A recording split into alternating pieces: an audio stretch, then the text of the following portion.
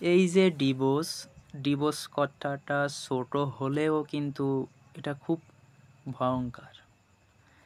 আর বেশিরভাগ ক্ষেত্রে 18 থেকে 22 বছর মেয়েদেরকে, এদের ক্ষেত্রে ডিভোর্সটা বেশি হয়। কেন হয়, কী জন্য হয়, এই ভিডিওটা দেখলে আপনারা বুঝতে পারবেন। তারপরে আমি কিছু কথা বলবো। তবে ভিডিওটি দেখার আগে চ্যানেলটি অবশ্যই সাবস্ক্রাইব করে দিবেন।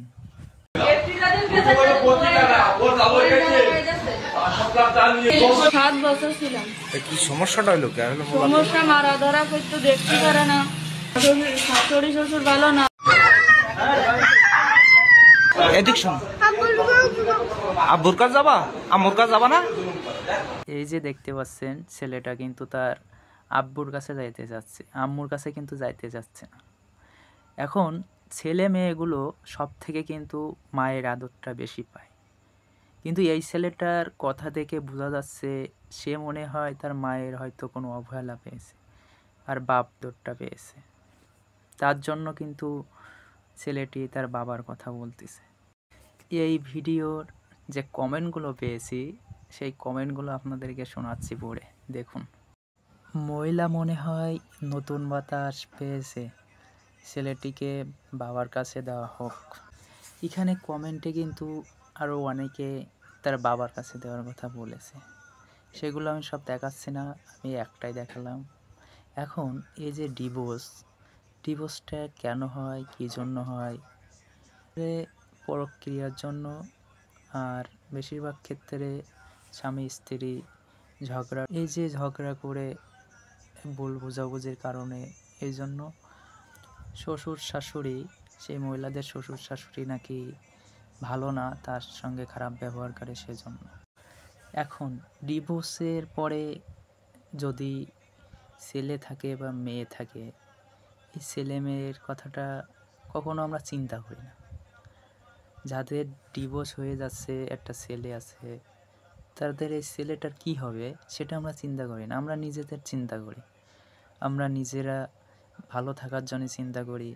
দেখা গেলো একটা ছেলে মেয়ের ডিভোর্স হয়ে গেল, ডিভোর্স হয়ে যাওয়ার পরে তারা আবার বিয়ে শাদী করবে, ঘর সংসার করবে, কিন্তু যে ছেলেটা থাকে, এই ছেলেটার কি হবে? সে ছেলেটার তার বাবা বা মার কাছে থাকলো, যার কাছে থাকুক না কেন, সে তো একজনের অবহেলা অবশ্যই পাবে। এখন একজনের আদর তো সে কখনো পাবে না, একজনের আদর থেকে বঞ্চিত হবে।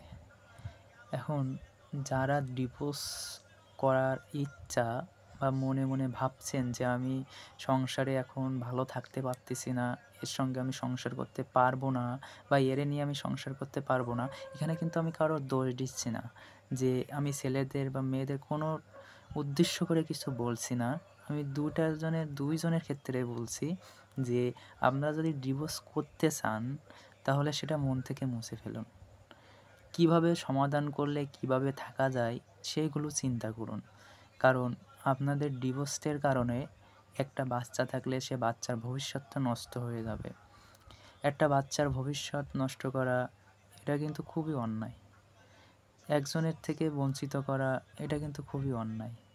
আর যখন ওই ছেলেটা বড় হবে, তখন সেক্ষেত্রে যার কাছে থাকবে, বাবা বা মার কাছে থাকলো, যদি বাবার কাছে থাকে তাহলে মায়ের প্রতি তার ঘৃণা জমাবে, আর যদি মায়ের কাছে থাকে তাহলে বাবার প্রতি ঘৃণা জমাবে। এখন এইগুলার ক্ষেত্রে ডিভোর্সটা না করাই বেটার আর কি। আমরা শুনছি আর কি, এমনটা সংসার ভাঙা আর একটা মসজিদ ভাঙা কিন্তু সমান।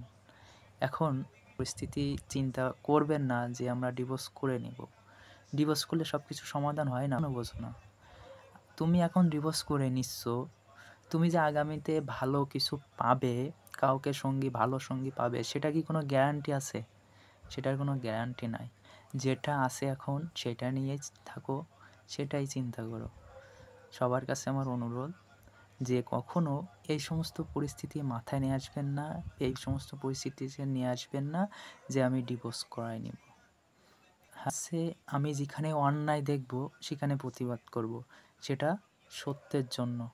সেটাই যদি কারো খারাপ লাগে তাহলে আমার কিছু করার নাই ভাই, আমারে ক্ষমা করে দিবেন। সবাই ভালো থাকবেন, সুস্থ থাকবেন। খোদা হাফেজ।